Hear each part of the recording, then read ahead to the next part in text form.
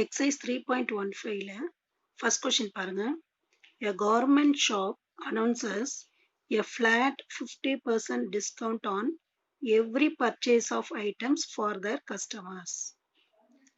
ஒரு துணிக்கடை வந்து என்ன அனௌன்ஸ் பண்ணிருக்காங்க அப்படின்னா 50% டிஸ்கவுண்ட். 50% டிஸ்கவுண்ட்னா 100க்கு 50 rupees discount.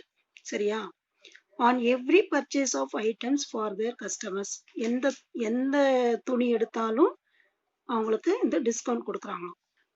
Draw the graph for the relation between the marked price and the discount. Graph வரைய சொல்றாங்க. எதுக்கு கிராஃப் வரையணும் அப்படின்னா மார்க்டு பிரைஸ்க்கும் டிஸ்கவுண்ட்டுக்கும் என்ன ரிலேஷன் இருக்கு அதுக்கு கிராஃப் வரையணும். சரியா? Hence find the marked price when a customer gets a discount of 3,250. எல்லாம் கிராஃப்ல வரைஞ்சதுக்கு அப்புறம் என்ன கண்டுபிடிக்கணும் அப்படின்னா 3,250 rupeesக்கு the marked price when a customer gets 3,250 rupees discount கிடைக்கணும்னா என்ன மார்க் என்ன எவ்வளோ ருபீஸ்க்கு அவங்க துணி வாங்கியிருக்கணும் அப்படின்னு கண்டுபிடிக்கணும். Second question, the discount when the marked price is rupees 2,500. rupees 2,500க்கு துணி வாங்கினா எவ்வளோ டிஸ்கவுண்ட் கிடைக்கும் அதையும் கண்டுபிடிக்கணும். சரியா? ஃபர்ஸ்ட் என்ன பண்ணணும், மார்க்கெட் பிரைஸ்க்கும் டிஸ்கவுண்ட்டுக்கும் நாம வந்து ஒரு டேபிள் வரையணும், டேபிள் போடணும். சரியா? First market price. சரியா? செகண்ட் எதுக்கு போடணும், டிஸ்கவுண்ட். மார்க்கெட் பிரைஸ் வந்து ஒரு எக்ஸாம்பிளுக்கு நம்ம வந்து 1000 rupeesன்னு வச்சுக்கலாம். சரியா? 1000க்கு டிஸ்கவுண்ட் எவ்வளோ, அவங்க என்ன கொடுத்துருக்காங்க 50% டிஸ்கவுண்ட் சொல்லியிருக்காங்க. 50%னா பாதிக்கு பாதி. இப்போ 100 rupeesனா 50 rupees டிஸ்கவுண்ட். அப்போ 1000 rupeesனா எவ்வளோ வரும், அதுல ஹாஃப் 500 டிஸ்கவுண்ட். 2000 rupeesக்கு ஹாஃப் எவ்வளோ 1000 rupees டிஸ்கவுண்ட் கிடைக்கும். 3000 rupeesக்கு எவ்வளோ கிடைக்கும், அதுல ஹாஃப் எவ்வளோ 1500. 4000 rupeesக்கு துணி வாங்கினா எவ்வளோ கிடைக்கும் அவங்களுக்கு டிஸ்கவுண்ட், அதுல ஹாஃப் எவ்வளோ 2000. நெக்ஸ்ட் 5000 rupeesக்கு துணி வாங்குறாங்கன்னு வச்சுக்கோங்க, அதுல உங்களுக்கு டிஸ்கவுண்ட் எவ்வளோ கிடைக்கும், ஹாஃப் ஆஃப் த அமௌண்ட் 5000க்கு ஹாஃப் 2500. இது வரைக்கும் புரிஞ்சுதாமா டேபிள் எப்படி போடணுன்றது? இந்த மார்க்கெட் பிரைஸ் வந்து நம்ம என்ன வச்சுக்கலாம், எக்ஸ்ல போட்டுக்கலாம். சரியா? டிஸ்கவுண்ட் வந்து ஒய். சரியா? இதை வந்து நம்ம ஒரு டேப்லர் காலம் மாதிரி ஃபார்ம் பண்ணி வச்சிருக்கோம். இந்த டேப்லர் காலம் கரெக்டா போட்டாதான் நம்ம என்ன பண்ண முடியும், நெக்ஸ்ட் ஸ்டெப் போட முடியும். இது வரைக்கும் டேப்லர் காலம் புரிஞ்சுதா? சரி, இப்ப டேப்லர் காலம் பாருங்க. எக்ஸ் வேல்யூஸ் எல்லாம் என்ன ஆகுது, 1000, 2000, 3000, 4000, 5000 இன்க்ரீஸ் ஆகுது. சரியா? டிஸ்கவுண்ட் வேல்யூ என்ன ஆகுது பாருங்க, 500, 1000, 1500, 2000, 2500 அதுவும் என்னதான் ஆகுது, இன்க்ரீஸ் ஆகுது. அப்ப எக்ஸ் இன்க்ரீஸ் ஆகும்போது ஒய்யும் என்ன ஆகுது, இன்க்ரீஸ் ஆகுது. இது என்ன வேரியேஷன், டைரக்ட் வேரியேஷன். அப்ப இங்க என்ன எழுதணும், as x increases y also increases.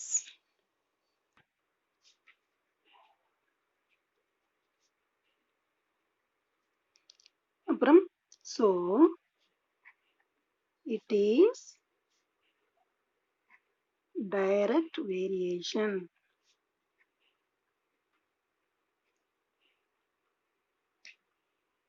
இது வரைக்கும் புரிஞ்சுதாமா? என்ன கண்டுபிடிக்கணும், கே கண்டுபிடிக்கணும். கே எப்படி கண்டுபிடிப்பீங்க, ஃபார்முலா என்ன, y by x. டைரக்ட் வேரியேஷனுக்கு கே வேல்யூ எப்படி கண்டுபிடிப்பீங்கன்னா y by x. y y values எல்லாத்தையும் x வேல்யூவால டிவைட் பண்ணும். சரியா? அப்போ k equal to 500 by 1000.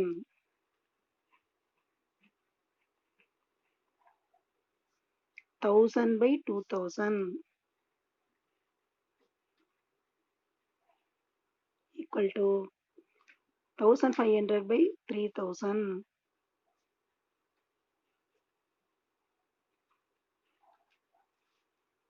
2000 by 4000.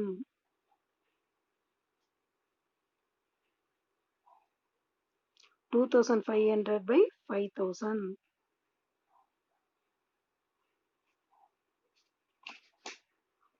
சரியா? இப்போ நீங்க எல்லாத்தையும் கேன்சல் பண்ணா என்ன வரும் பாருங்க.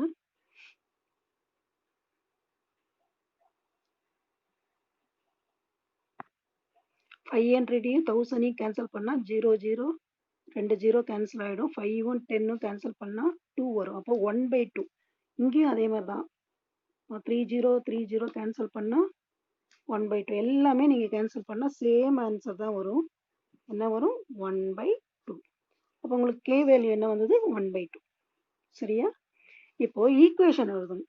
ஈக்குவேஷன் என்னது? y equal to y இங்கே இருக்கு, x இந்த சைடு போகும்போது மல்டிப்ளை ஆயிடும்.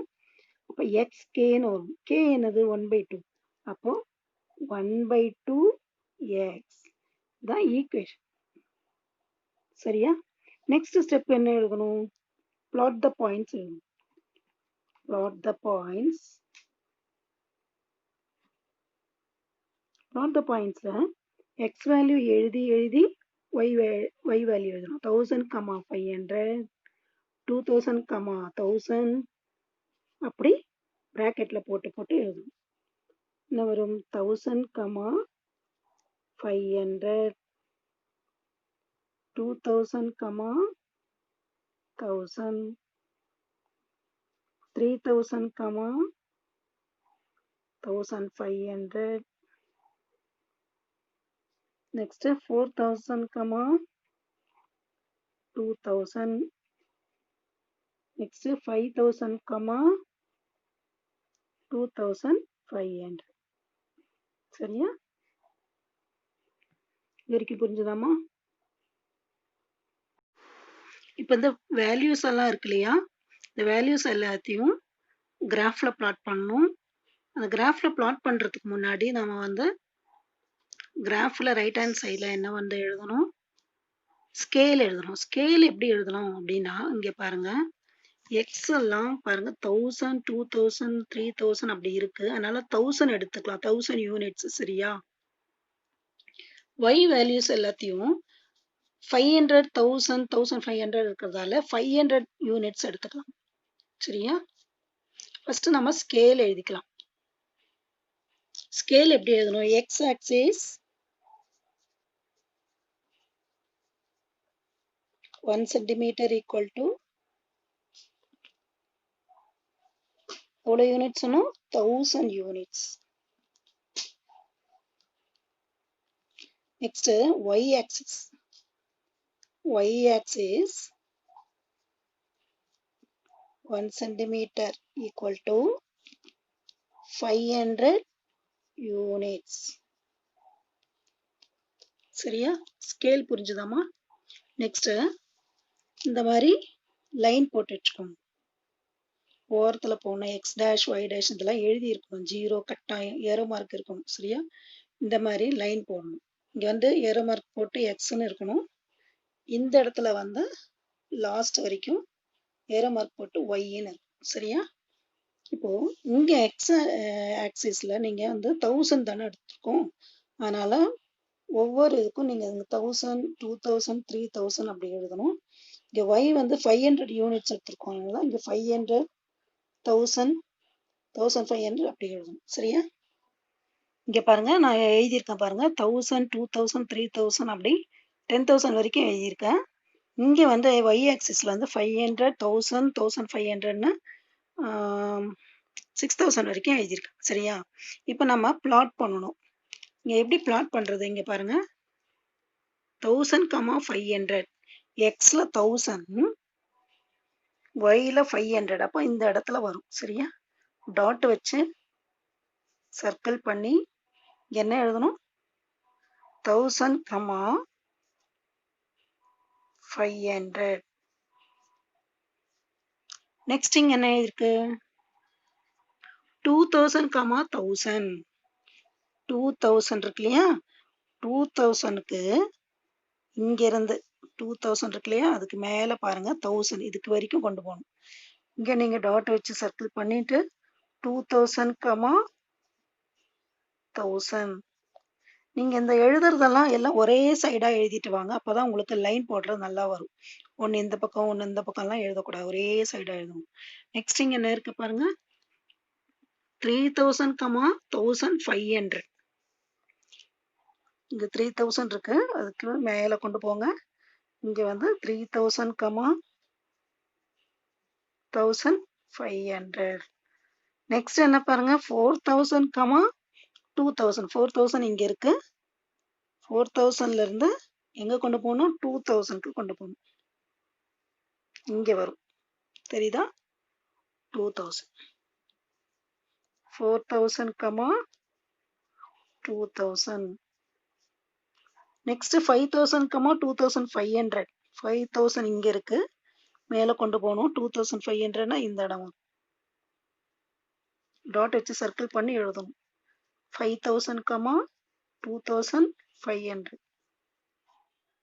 சரியா அவ்வளவுதான் பாயிண்ட்ஸ். நீங்க இது வந்து என்ன பண்ணணும் இங்க பாருங்க ஸ்கேல் வச்சு லைன் போடணும் 0ல இருந்து போடணும் லைன் போட்டு ஏரோ மார்க் கட்டாயம் போட்டுக்கணும் இங்க. சரியா இது வரைக்கும் புரிஞ்சுதாமா கிராஃப் போடுறதுக்கு. இப்போ கொஸ்டின் பாருங்க. First question, the marked price when a customer gets a discount of rupees 2050. Discount கொடுத்திருக்கான் rupees 3250 discount. அதுக்கு வந்து மார்க்கெட் பிரைஸ் கண்டுபிடிக்கணும். அப்போ நம்ம டிஸ்கவுண்ட்ல தான் rupees 3250 எடுக்கணும். டிஸ்கவுண்ட் வந்து எங்க இருக்கு உங்களுக்கு இது மார்க்கெட் பிரைஸ். சரியா டிஸ்கவுண்ட் 3250 இந்த சைடுல இருக்கு y ஆக்சிஸ்ல. நீங்க ஃபர்ஸ்ட் இதை எழுதிக்கலாம். எக்ஸ் நம்ம என்னன்னு வச்சிருக்கணும் மார்க்கெட் பிரைஸ் ஃபர்ஸ்ட் எழுதணும். சரியா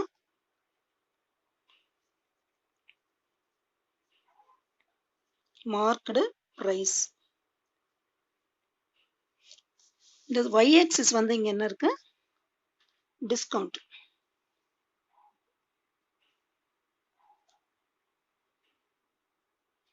சரியா அப்போ மார்க்கெட் பிரைஸ் கண்டுபிடிக்கணும். டிஸ்கவுண்ட் அவங்க கொடுத்துட்டாங்க. எவ்வளோ 3250 கொடுத்துருக்காங்க. அப்போ 3250 எங்க இருக்குன்னு பாருங்க. இங்க 3000 இங்க 3500. அப்போ 3250 3000க்கும் 3500க்கும் நடுவுல இருக்கு. அப்ப இங்கதான் உங்களுக்கு என்ன வரும் 3250 அந்த இடத்துல டாட் வச்சுக்கோங்க. டாட் வச்சுட்டு இங்க ஸ்கேல்ல லைன் போடணும். இந்த லைன் இருக்கு இல்லையா நம்ம வரைஞ்சிருக்கோம்ல இந்த லைன் வரைக்கும் நம்ம இந்த இடத்துல இந்த 3250 இங்க இருக்கு. இங்க இருந்து இப்படி லைன் போடணும். சரியா இது வரைக்கும் போட்டுட்டு ஸ்டாப் பண்ணிடணும். இங்க பாருங்க லைன் போட்டிருக்கு இது வரைக்கும். இப்போ இங்க ஸ்டாப் பண்ணி வச்சிருக்கோம்ல நிறுத்தி வச்சிருக்கோம்ல இங்க இருந்து நீங்க இப்படி ஸ்ட்ரைட்டா லைன் போடணும். எதுக்கு மார்க்கெட் பிரைஸ்க்கு நேரா அதாவது எக்ஸ் ஆக்சிஸ்க்கு நேரா போட்டுட்டு இங்க என்ன ஆன்சர் வருதுன்னு கண்டுபிடிக்கணும். இப்போ பாருங்க லைன் போட்டாச்சு. லைன் போட்ட பிறகு இங்க என்ன ஆன்சர் வருது பாருங்க. இந்த இடத்துல 6000க்கும் 7000க்கும் நடுவுல மிடில்ல வருது. அப்போ 6500 தான் ஆன்சர். சரியா இதை நம்ம ருபீஸ்ல எழுதணும். புரிஞ்சுதாமா? இங்க என்ன எழுதணும்னா first from the graph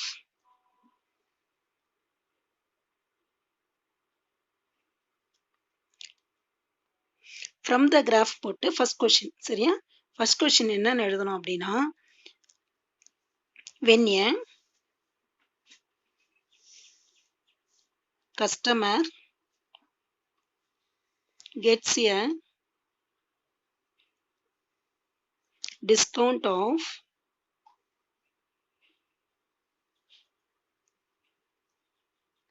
rupees 3250 then the marked price எவ்வளோ வந்தது நம்மளுக்கு மார்க்கெட் ப்ரைஸ்? இங்கே ஆன்சர் கிராஃப்ல இருந்து 6,500 ருபீஸ்ல எழுதணும். சரியா? இங்க என்ன எழுதணும்? மார்க் ப்ரைஸ் நம்மளுக்கு என்ன ஆன்சர் வந்தது?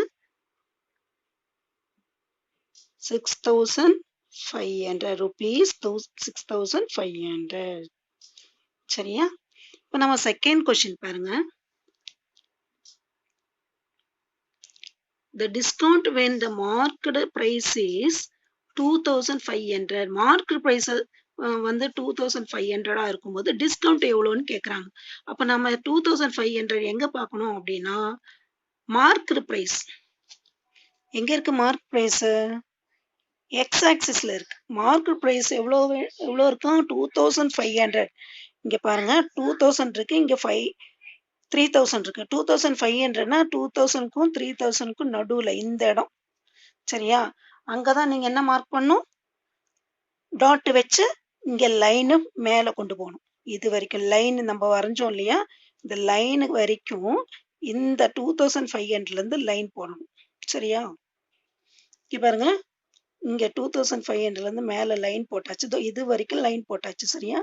இப்போ டிஸ்கவுண்ட் தான் இங்க ஒய்ல கண்டுபிடிக்கணும். அப்போ இங்க இருந்து லைனை இந்த பக்கம் லைன் போடணும். சரியா? இங்க பாருங்க, நான் லைன் போட்டுட்டேன்.